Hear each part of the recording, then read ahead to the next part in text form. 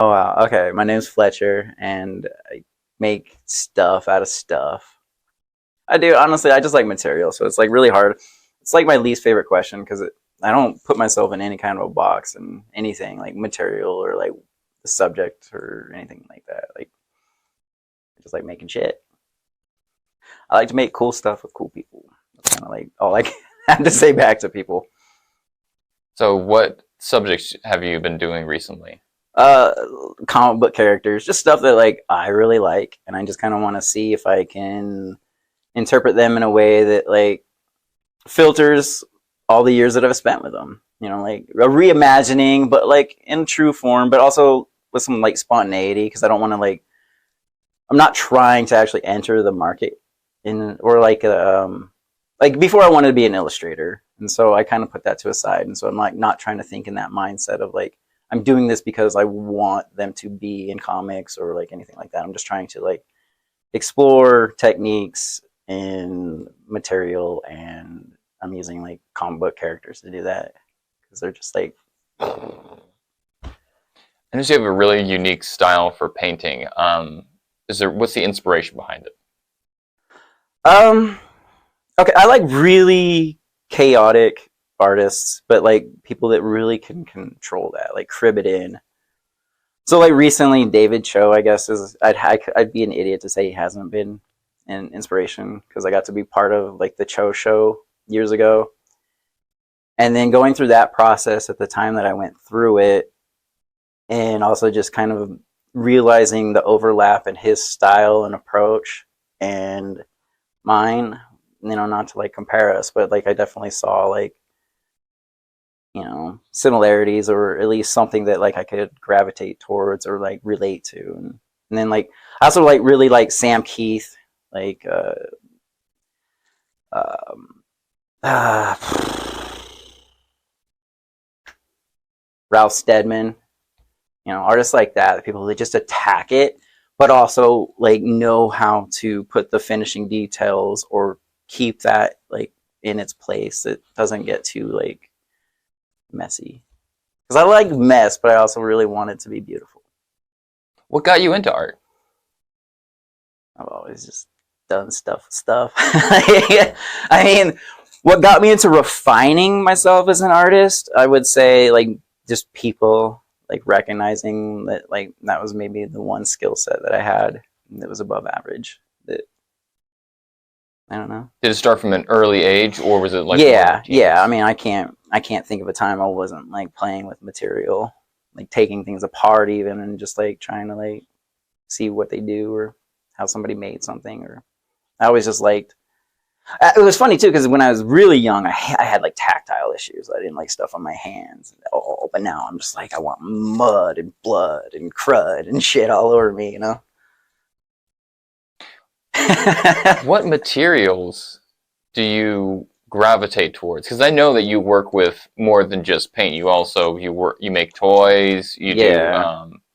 If I remember correctly, you have a puppet, the The Helmo. Helmo, yeah. So what's your favorite material I or mean, media to work with? probably my favorite material is like found object, like reinterpreting something that already exists, especially like with toys. Like I love just Frankensteining stuff together and like making cool new figures. But I also like really like sculpting. If I had to pick like a material that isn't like already like ready made, like the found object kind of stuff, I'd say like I like whittling. I love the way whittling feels because it's just very like instant and raw. And there's this like I've always had this like ideal of myself as an old man on the back porch and like always being able to make art. And I always feel like I'm gonna whittle. Like I might not be the guy like whittling all the time now, but I know it's like in my tool chest. Did you go to school for art? Yeah. Actually, I did. I went to NIC for like 3 years, and then I went to U of I for 2 years.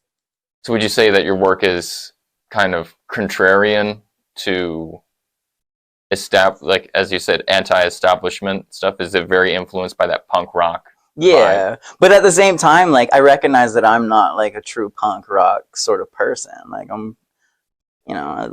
grew up primarily in North Idaho. Like, like I recognize it. Like while like I kind of adopt it, it isn't how I grew up. I mean, I grew up in like different areas and bounced around, and I went through like rough spells and had like fucked up upbringing, but I wouldn't say like I'm punk rock. Like I was a jock. Like I like being active and like wearing khakis in fucking high school.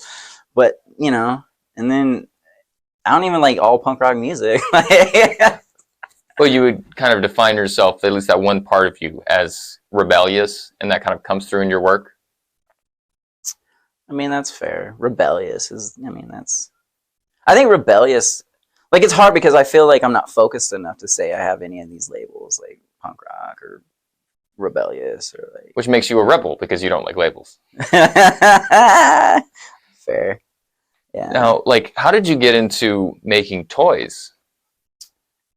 Collecting them and then just having an abundance of them, and then I just started like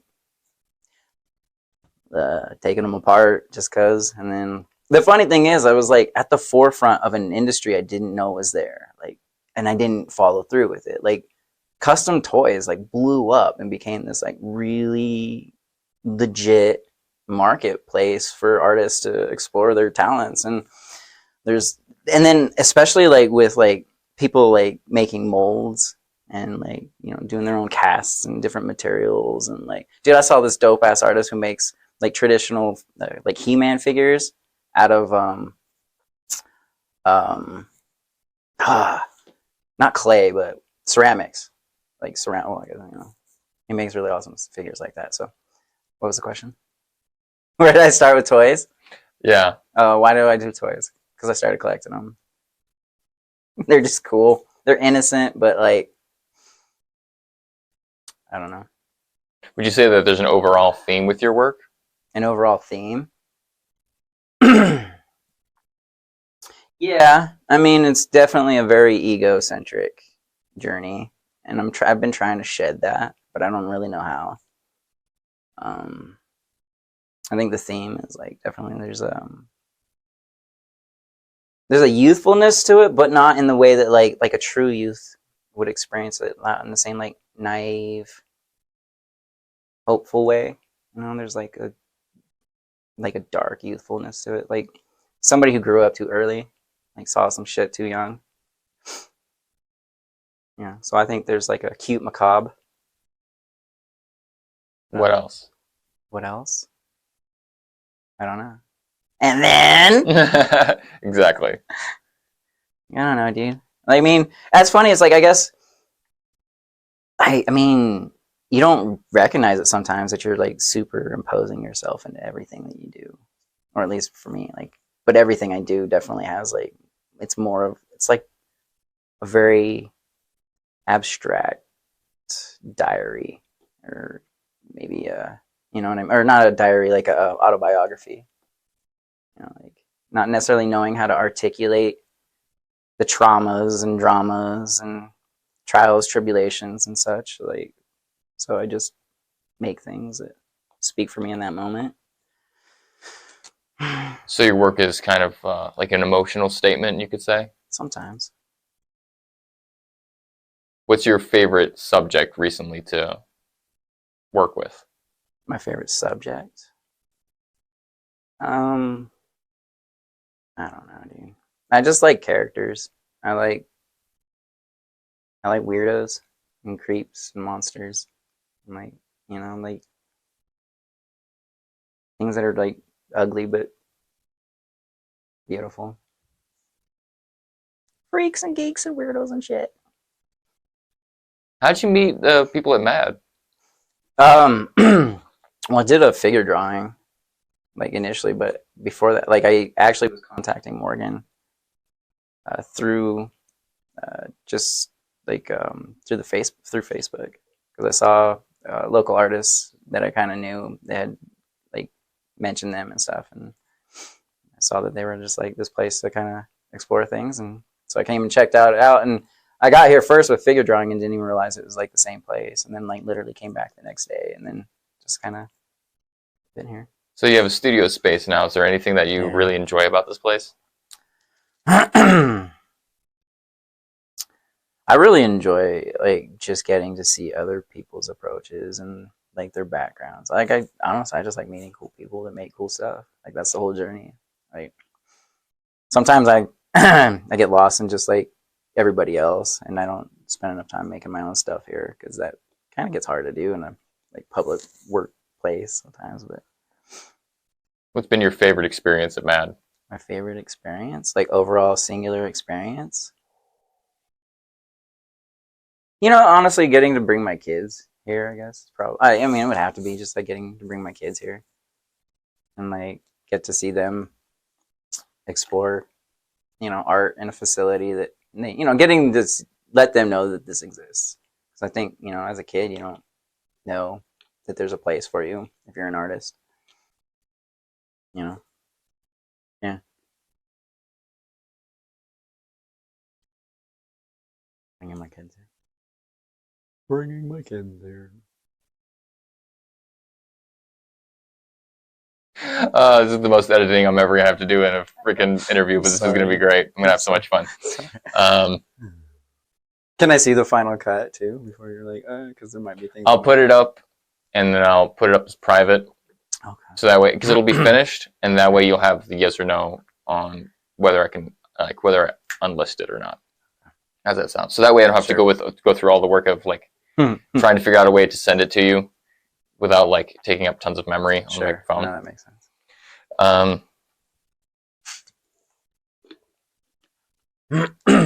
Definitely that mid-interview pen hit was a mistake. That one was rough. No, man, it made it so much more fun. Like, fuck yeah. You want to keep that in?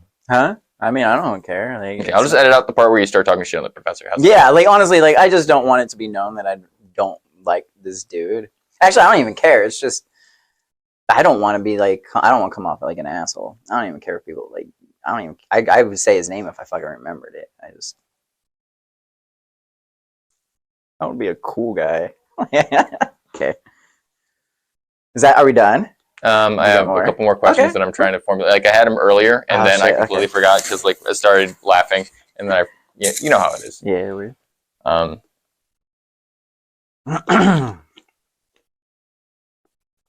Here's some good stuff.